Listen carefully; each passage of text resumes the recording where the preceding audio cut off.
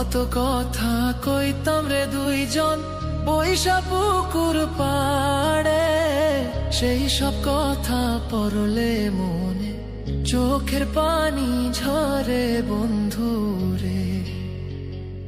কত কথা কইতাম রে দুইজন বৈশা পুকুর পাড়ে, সেই সব কথা পড়লে মনে চোখের পানি ঝরে বন্ধু রে। কি অপরাধ পাইয়া রে বন্ধু ছাইরা গেলাম মোরে, তোমার লাইগা পরাণ কান্দে মন বসে না ঘরে বন্ধু রে।